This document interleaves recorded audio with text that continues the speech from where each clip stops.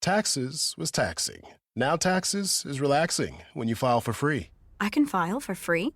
TurboTax Free Edition. Roughly 37% of filers qualify. Simple Form 1040 returns only. See if you qualify at turbotax.com/free. I can file for free. Now this is taxes. File for free with TurboTax Free Edition and get your maximum refund. No schedules except for Earned Income Tax Credit, Child Tax Credit, and Student Loan Interest. See if you qualify at turbotax.com/free. CBS Radio Mystery Theater presents...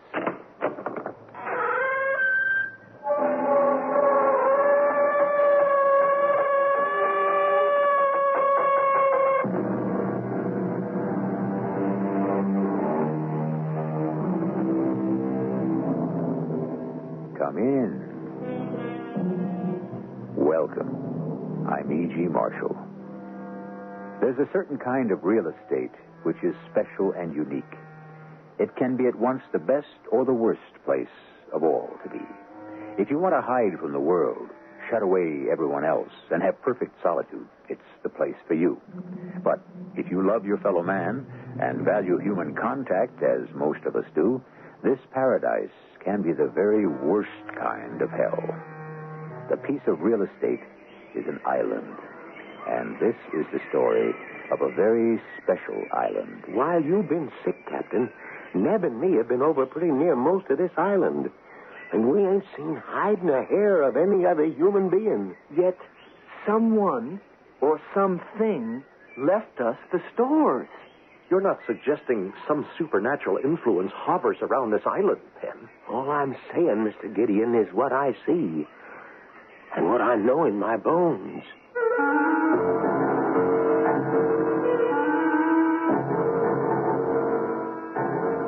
Our mystery drama, The Mysterious Island, was based on the classic by Jules Verne and written especially for the Mystery Theater by Ian Martin and stars Earl Hammond and Leon Janney. It is sponsored in part by True Value Hardware Stores and Buick Motor Division. I'll be back shortly with Act One.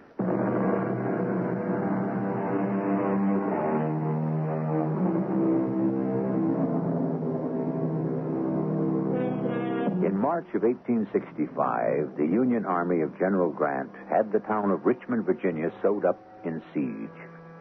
And a curious situation developed. Within the town were many Northern prisoners, Union officers and others whose burning desire was to escape and rejoin the North. But while allowed certain liberties, the town was so strictly guarded that escape seemed impossible.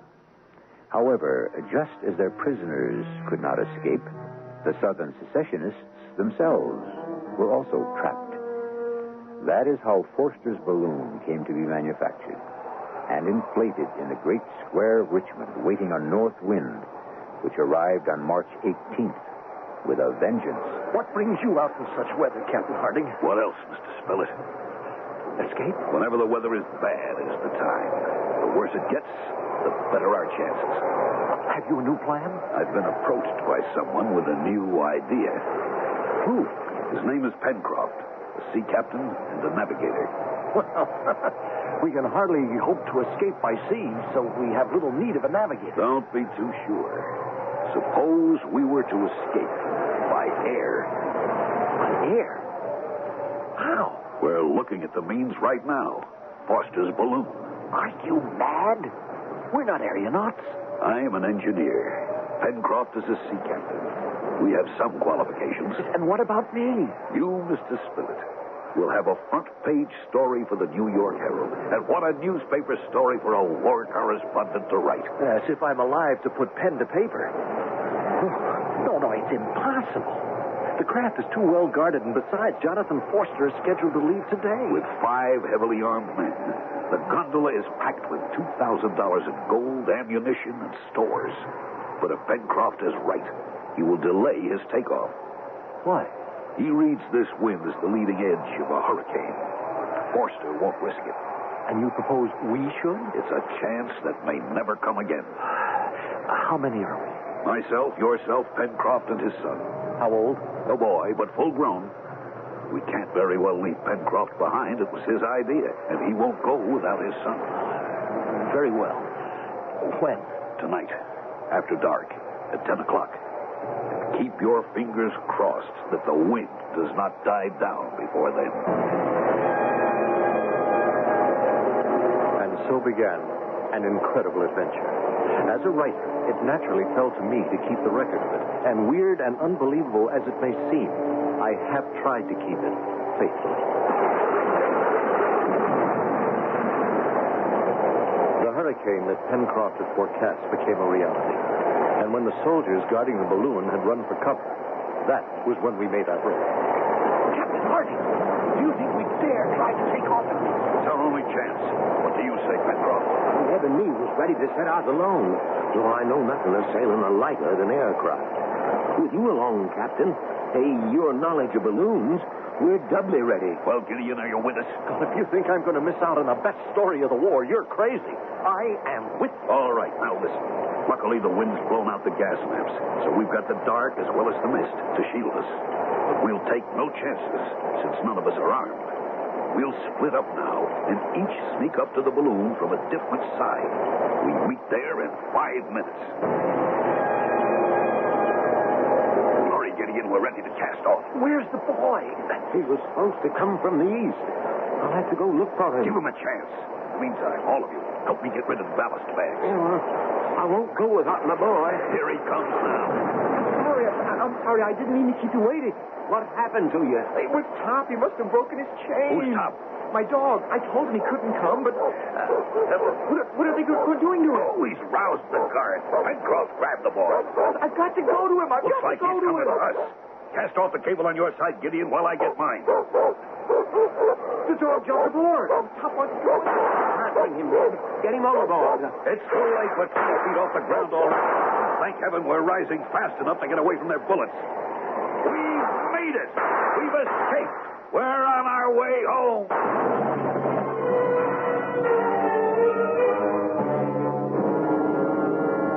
Home. Little did any of us know how long it would be before we saw that again, if ever. No words could describe the terror of the next 5 days. The full rage of the hurricane swept us through the air, tossing and turning the gondola basket like a pendulum till all of us were airsick. By night, the captain could not dare risk a descent, and by day, a curtain of swirling fog shrouded the earth. For 5 days, we rode the whirlwind, surviving it Lord only knows how, till at last, that morning, for the first time, the mist parted below us, and we saw The sea. It's sea beneath us. Yes, and we're falling fast. What's that sound? There's a rent in the balloon. The gas is leaking out. What can we do, Captain? Get everything overboard. Lighten her as much as we can. What about this gold? Over with it. It's over $2,000. Good, it might buy us our lives. Over. Come on. The food, Captain. Everything, even the guns. It isn't doing any good. We're still falling. Land, Captain. Land. Top floor first. Land. Where? Neb, you're right, boy. Off to starboard there. We'll never fetch it. We're almost in the sea now. Oh, we've got to lighten her more. There's nothing left to get rid of. Yes, there is. We'll cut away the gondola itself. Quick, all of you, climb up on the net around the balloon and cling to it. The wind's carrying us toward the island. But Top, he can't get up You there. go with the others, boy. I'll hand Top up to you. Here. I've got him, okay. Hurry, Captain. Hurry, we're almost on the wave top. Just one more cable to What happened? We took a wave broadside. But look, it bounced the balloon up into the air. We're going to make it to land. We're going to... No, Top. What is it, Neb? The captain, Dad. The captain, he's gone. And Top went in after him.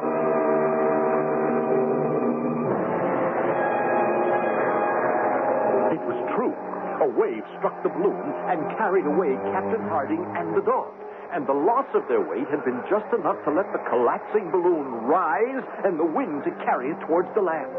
Now, just before we came to the shore, the balloon, half inflated, fell again to the sea. And with the wind driving it and us clinging to the mesh, we were rushed to the shore, battered by the surf, fighting our way to shore, exhausted and half dead. Easy, lad. Easy. We'll find him. Oh, never in a sea like that. Any sign of them, Gideon? I didn't have much hope. and I was too exhausted to go far. What happened to the balloon? As soon as we cut ourselves free, the wind took it. It's gone, too. It's Top. It's Top. Here, boy. Come on, boy. Oh, Top, you're alive. You made it. The dog looks in good condition. Strange. Something stranger. His coat's near as dry as a bone. How could that be if he come out of the sea? Well, he didn't. He came along the beach and... Hush, boy, hush. Well, then that means the captain may have made it ashore, too. I don't see a sign of him. If only Top could tell us. Oh, but he is, Mr. Gideon. He is. Look. He's got my sleeve, and he's trying to pull me back the way he came. He's trying to take us to the captain. We followed the excited dog. He was leading us into the tropical jungle. Now, after fighting our way for nearly a mile, we came out in a clearing off which opened a cave. And in it, we found... It's the captain. Down, Top, down. Well, I only hope he's still alive. Captain, can you hear me? Neb, here, take my hat. Get some water from that stream. Yes, Father. How is he? Well, he's unconscious. Oh, that's a bad gash in his head. But otherwise, he seems unhurt. How in the name of all that's holy could he have got out of that sea, cross all them rocks, and dragged himself here? Seems impossible. But we haven't time to worry about any mysteries now. We have to try to bring him to. As I worked over the captain, my mind was busy with many questions. Where were we? Was it an island or a continent? Did it have inhabitants or not? And how could a man with so serious a concussion, exhausted from a long swim, have possibly dragged himself across those jagged rocks without injury and found his way a mile deep into this tropical jungle to the safe haven of this cave? I can't answer your question, Gideon. When I hit the water, I was knocked half dizzy. I swam as long as I could, but the waves were terrific. The last thing I remember was thinking I'd had it and blacking out. You don't remember anything about getting to the beach or finding your way here? Not a blessed thing. And Top? Oh, I remember his swimming beside me when I blacked out. But he could hardly have dragged you ashore. Hardly. Well, you'd better rest. Gideon, where are we? Well, that's what I've been hoping to ask you. I've been thinking about that since I regained consciousness. Now, traveling southeast from a starting point in Richmond at an average of 90 miles an hour ahead of the wind, my guess would be some 7,000 miles away and somewhere in the Pacific. 7,000 miles? Well, the distance is less important, perhaps, than the direction. The question is where we are here. Is it the South American continent, the Asian, the Australian, or is it an island? I can answer that. We seem to be marooned on a desert island. A desert island? How's the captain? Well, much better as you'll see, Neb. What luck? All kinds of luck. Unbelievable. Washed up on the shore, lashed to two barrels which kept it afloat, a great sea chest full of all sorts of tools and weapons and clothes. Maybe more important, 2 wooden crates. One full of tinned goods, the other ship's staples. Coffee, flour, dried beef, and the like. It's incredible. Washed ashore from some shipwreck? Well, maybe, only... Well, you tell them, Father. All I could say is them rope lashings hadn't been in the seawater long. Someone or something, we think, left those stores for us. And I know for sure I couldn't have saved myself. I had to have help. Divine or... Now, just a minute. If anyone's saying that some supernatural influence hovers around the island... All I'm saying is what I see and what I know.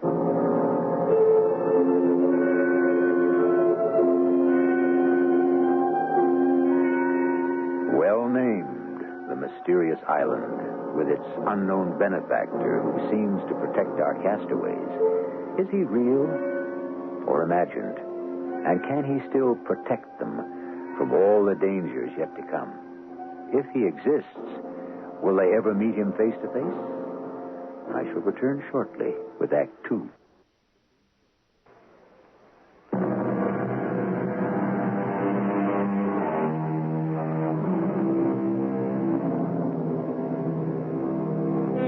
Can you conceive of traveling 7,000 miles in an unguided balloon?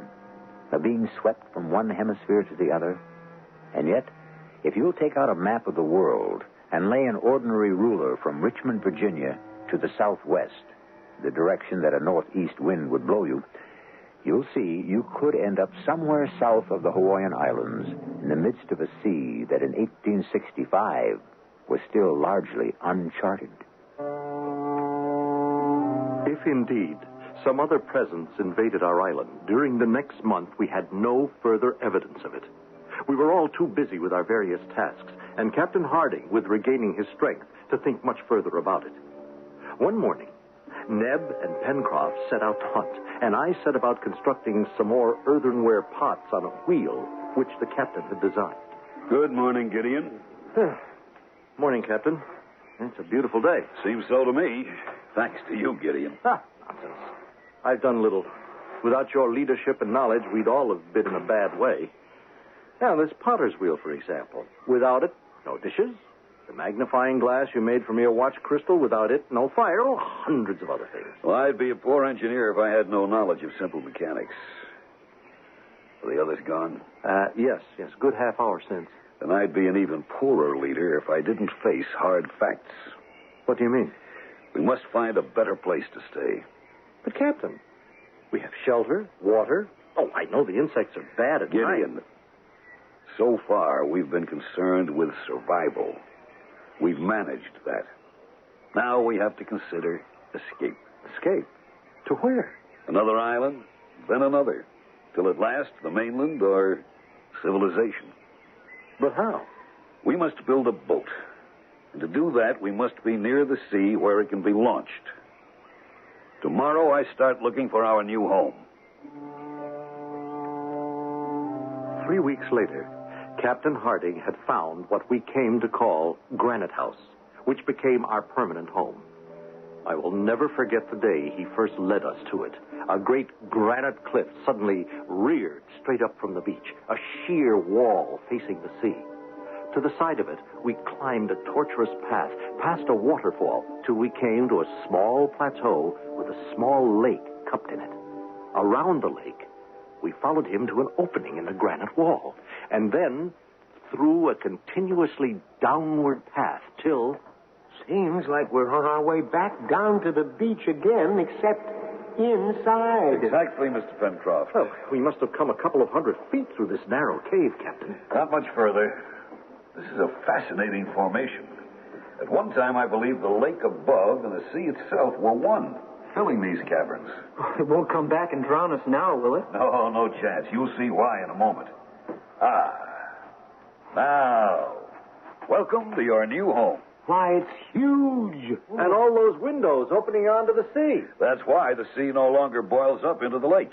It broke through the granite eventually. Oh, it must be 60 feet down to the beach. A little less.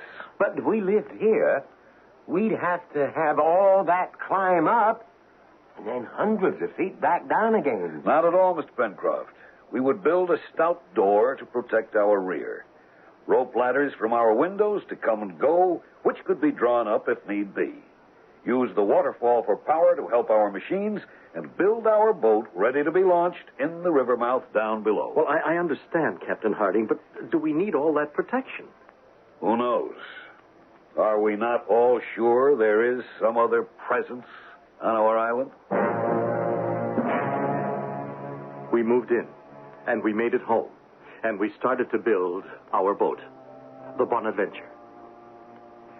Looking back over my diaries, it is hard to believe the time that passed almost unnoticed, but even harder to believe the amount of work that was done. On one of his exploring expeditions, Captain Harding had discovered the tattered remains of the balloon trapped in the treetops. These had been brought back to make sails. And at last, the great day of launching had happened, and we sailed within the lagoon, finding the Bonadventure handled very well. It was just at dusk, as we were returning to our mooring, that a strange thing happened. Help, Neb. Come about. What is it, Pencroft? Darned if I know. There was an eddy there, like there might be a rock. But watch out to come about. Clear the boom. Trimmer, Neb. Aye, sir. No, hold a minute. Let her fall away. Now what, Pen? Right there, Captain, where I saw the water break like an eddy. See it? There, a bottle floating. We came about, circling again. And sure enough, there was a bottle bobbing in the water. Penn sent Neb over the side for it, and in a few minutes, we hauled him in, wet but triumphant. What have you got, lad? It's just like Father said. A bottle. Give it here. Here you are, sir. Let's see if we can get this cork out. Yeah. There's a message inside, or at least a paper. Can you get it, Captain? What does it say?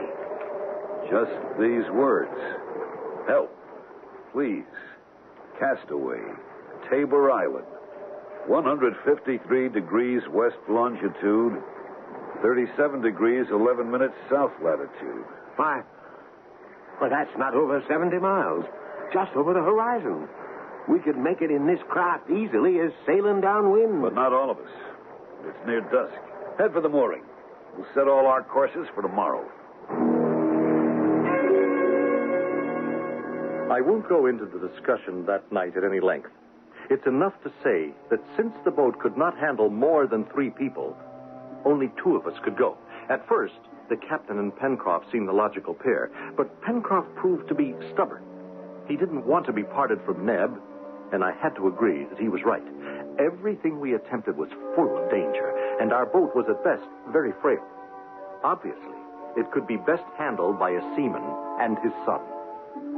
So, uneasily, we bid them goodbye the next morning. During the day, we kept busy, but with nightfall, the captain and I returned to worry and the helplessness of waiting. I don't like the weather. Yes, looks as if there's a squall on the way, but it should blow over long before they get back. Should I have let them go is the real question. Another human being in trouble? What choice was there? If he's still there. Paper looked quite fresh. I don't think that bottle could have been long in the sea. Thinking back, that's what worries me. Well, nothing we can do but wait. With the fury of a demon, a tropical storm broke, and huge waves lashed at the shore below us. It was the night of the 3rd day, and we had expected the Bonaventure back this night. Could she live in such a storm? Where have you been, Captain? I climbed down the rope ladder. The tides washed all the way to the cliff. I can't get to the bonfires to light them. Well, perhaps they haven't started back yet. I told them to spend no more than 1 day, and if they found no one to return. Maybe they saw the storm making up and delayed. Perhaps. Or perhaps the note in the bottle was some kind of a trick. The island may be inhabited. They may have been taken prisoner by some hostile tribe. Oh, I should never have let them go. Oh, no, you can't blame yourself. But I do. Particularly for not being able to get to the signal fires. In the dark, or a wind like this, they miss the island, they may be lost forever. They may... Look! Look, Gideon. The bonfires. They're lit. They're burning. Impossible. How could any man in this tide reach the point except by sea? And no mortal could live in such a sea. Look out beyond the bonfires. Can you see it winking on the sea? The riding light of the Bonaventure. And the fires will lead it straight to home. It was the bonfires that saved Pencroft and Neb. And who or what hand had lit them was a question lost the following morning in the excitement of their news. For they had found a castaway on Tabor Island. A new member had joined our society. He was tall, a mass of hair and beard, half clad in animal skins, filthy, more beast than man, and his arms were tightly bound behind his back. When we first reached the island, we thought there was no one there, although we did find an old broken-down shack, but that looked as though nobody lived there anymore either. Then we found him, running on all fours like an animal. When we tried to come nearer, he attacked us. And I don't think we could have handled him if I hadn't had a pistol to bring him to his senses. Oh, he gave me a whopper of a black eye, and we had to tie him up. He didn't want to come with us at first, and, well, he won't talk. You can't get a word out of him. Then you don't know his name or who he is or what he was doing there? That's enough. I'm British. What's your name? That's as may be. You ashamed of it? Who are you, Governor? Captain Cyrus Harding. Oh, a military man, eh? Union Army. Never heard of it. You American? I am. What are you doing on this here island? We're castaways, just like you. Captain Pencroft, sea captain that is, his son Neb, Mr. Gideon Spilett of the New York Herald. Now you tell me, what were you doing on that island? Oh, now that's a long story. Captain Harding! Captain Harding, sir! Yes, Neb, what is it? I think you better bring your spyglass, sir. It looks like there's a ship on the horizon. A what? Here's the glass, Captain. Where's my... Oh, thank you, Pencroft. Where away, boy? East by northeast, sir. About 60 points. By Tophet, you're right, Neb. There is a sail. Can you make her, Captain? She's too low on the horizon yet, but ship it is. We're saved! We're saved! Well, I wouldn't be too sure on that yet, sir. Not if I was you.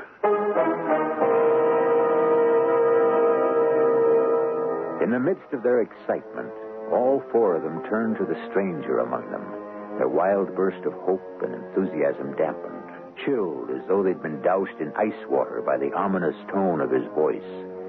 What does he mean? What enemy could the approaching ship turn out to be? I'll return shortly with Act 3.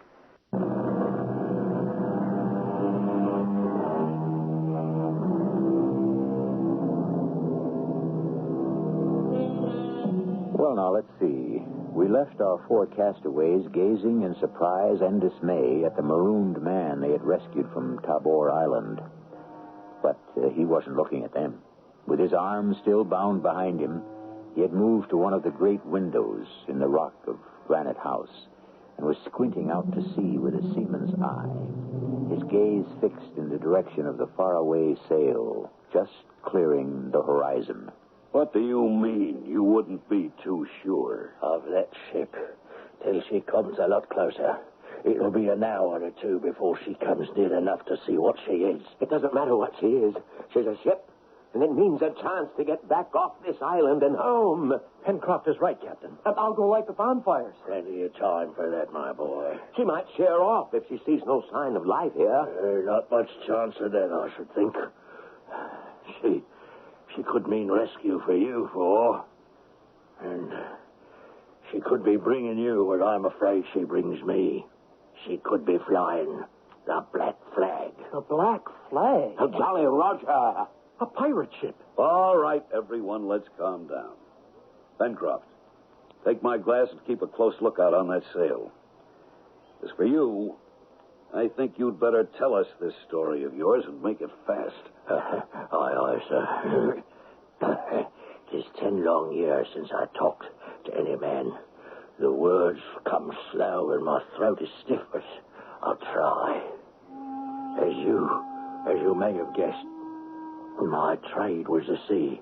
But in 1855, I'd been on the beach in Australia, and in desperation to keep body and soul together, mixed up in various trades, none of them quite legal, I palled about with another no good who in his cups more than once claimed to be the legal heir of Lord Glenarvan. You mean the millionaire, the shipping magnate? Yes, the same. I never paid him much heed. And one night in a barroom fight, he was knifed and killed by another Joey of mine. Joey? An Australian word for friend, Neb. Go on.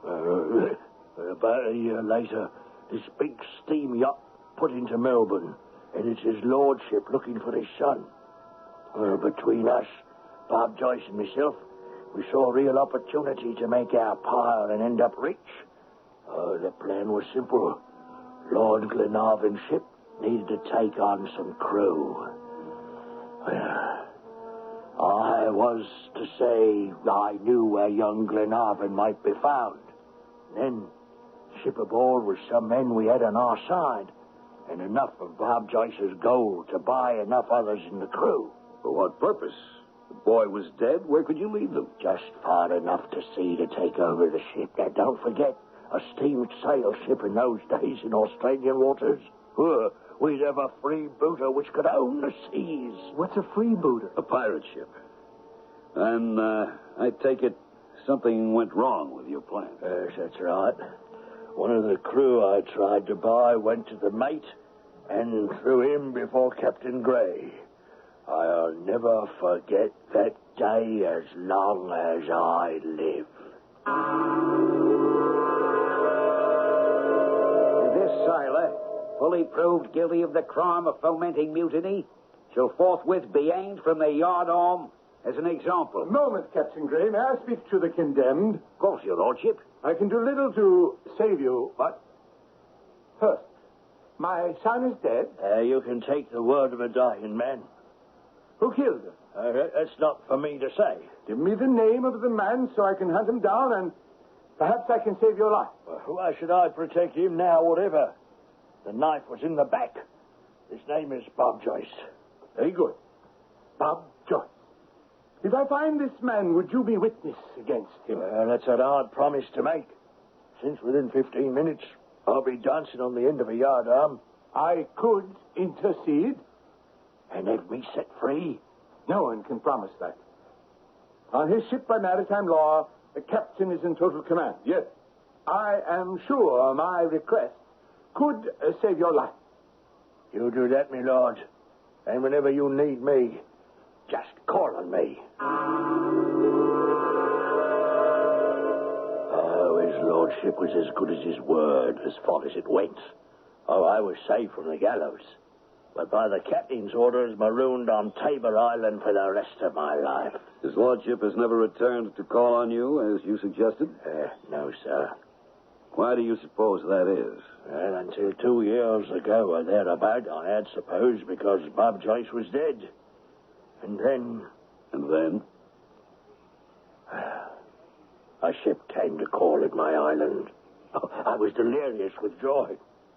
But some sixth sense warned me. I let the boat land, remaining hidden in a secret place. Saw the men who felt I had betrayed him, Bob Joyce, and heard him. He vowed he would search every island in this area until he found me either dead or exterminated. Why was he so violent against you? Because he felt I betrayed him, condemned him to a life of piracy and fleeing the hangman. That's why you're afraid of this ship we see bearing down on us. That it may be his ship. Yes, Captain. Because if it is, I'll give you my word for what it's worth, that he will destroy me and all the rest of us without a single regret.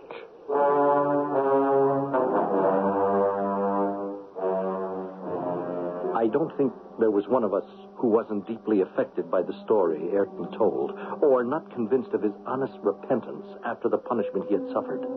But we had little time to dwell on that, for under a steady wind, the ship was upon us sooner than we expected. Less than a mile offshore, she came about, and after breaking out the Jolly Roger... Hold your fire. But she fired on The us. advantage of cannon, she's beyond our range. You're right, Captain. Don't answer her fire. It's what she's looking for. You mean to see if the island is inhabited? That's right, yes. Then if we don't answer, she won't anchor and beat off again? No. We won't be that lucky. Put some boats ashore. Some boats? Aye, lad. There's 40 to 50 men aboard her. Far more than we can handle, except one way. Which way is that? You'd have to trust me. To do what? I see a spit of land going out there. It can't be more than half a mile to the ship from there. It's coming on to nightfall. Free my arms. Take me out there, and I'll guarantee to swim to the ship and set off the powder magazine and blow them all to hell where they belong. And if I fail, what have you lost? Under cover of darkness, Neb and I sneaked down with him to the point, leaving the captain and Pencroft to hold the fort. Neb and I were armed with guns to protect him if he had to make a run for it. At exactly midnight, he slipped into the water for the long swim, and Neb and I settled down to wait and pray for his safe return. In less than an hour, all hell broke loose across the water in the dark. We got him. He was discovered. Now, that much is obvious. How can we help him to escape? Mostly by keeping quiet and praying. The trouble is, we never should have risked this. Well, why? Because obviously now they know there's someone on the island. And it won't take long to discover how few of us there are. Well, why should they bother us? I mean, maybe they'll just sail away. No, I wouldn't count on it. They'll have to come to shore for water.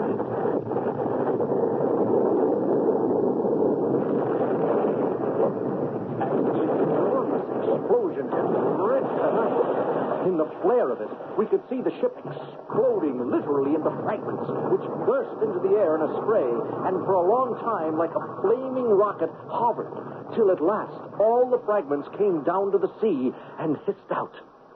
Once again, it was black. We waited tensely, and at last, we heard the splashing of a swimmer coming near. Guns at ready, we greeted... Mr. Ayrton! Aye, lad. Oh, give me a hand. Here. Oh, a long swim. And a worthy one. You got to their powder magazine. No, not I. They found me before I could get there. The pirates? Yes, it was them, all right. We all had a fortunate escape. Oh, thanks to you. No thanks to me, lad. But their powder magazine blew up. Not through my efforts. Well, whose? Maybe the good gods, but some other hand than mine. He's passed out, Mr. Gideon. Yes, exhaustion, I hope. Here, I'll take care of him.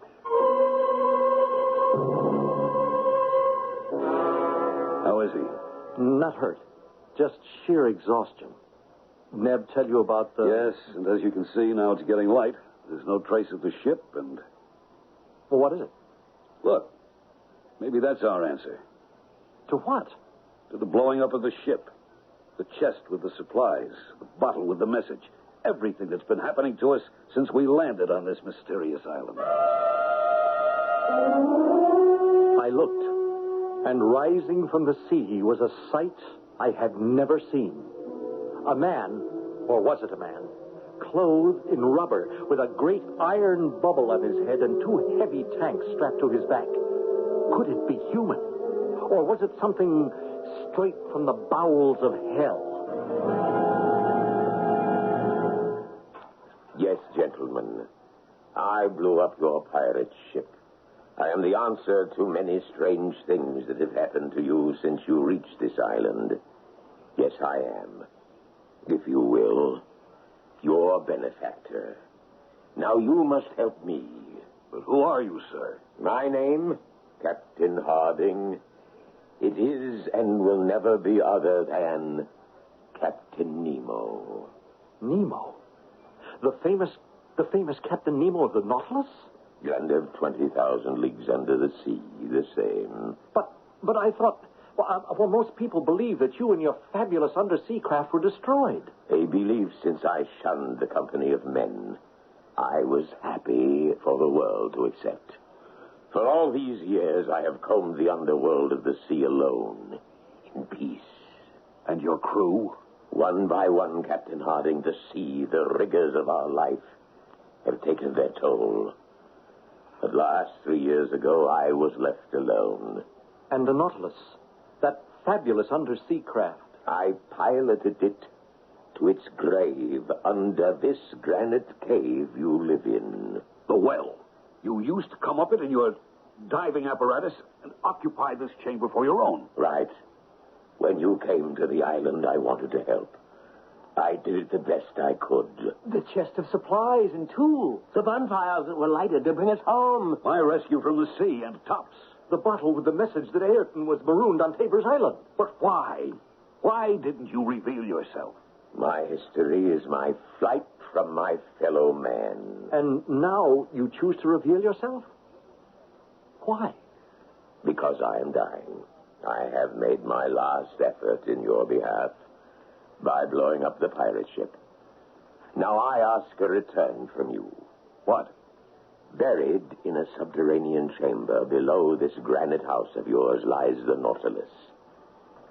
I am going to it to die. I ask you to make it my coffin. What is it you're asking? Restore my diving equipment to me. Let me descend through the well to my rest. Besides the explosive I used to destroy the pirate ship, I brought a chest. My gift to the living. Now let me go. Gift to the living? You may go, but where do we go from here? I can tell you where you must go. Must go? At least away from this island. The forces that trap the Nautilus are again burbling. There is an eruption coming which, in my belief, will bury this island in the sea. Mark my words. As soon as I descend to my burial chamber, you must set sail. In the Bonadventure? Well, it has barely room for 3. Nevertheless, Mr. Spilett, you must load it to the gunwales. But any reasonable sea would swamp us. You must trust my belief that there will be no unreasonable sea. But where would we head for? Northeast by east, tracing the path you came. Only this time you travel the surface of the earth. Follow the trades, and you will reach the Hawaiian Islands. That's a wild venture. Not if you take my charts and the chest I leave you. Find your way home. And you? The sands of my life have run out. Once I am back where I have lived in isolation for years, I will be content with what is to come. But you leave fast. We left the island as we came, leaving every possession with weight behind. Oh, we sailed bravely away on the Bonadventure, wallowing in the sea. We had been forced there by the prophecy of Captain Nemo when the center of the island started to spout fire and later brimstone, and the whole earth had rolled in a terrifying warning that the island was about to blow up.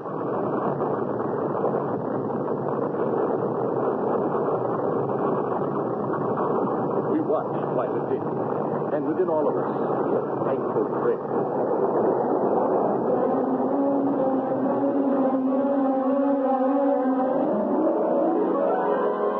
The secret of Mysterious Island, what is it? That life is made to be lived, no matter how we find it, or how it may present itself to us.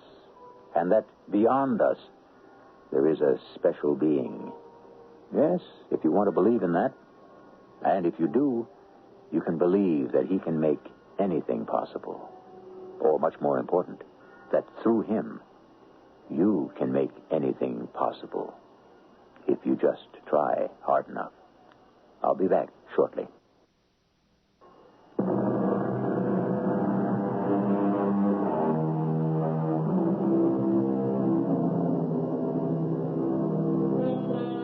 A unique and fascinating man, Jules Verne. Over a century ago, he was opening vistas far beyond the vision of the ordinary man, charting unknown seas and revealing what lay beneath them, ranging across unclimbed mountains, through virgin forests, reaching even deep into the heart of the earth to bring his readers the world of imagination.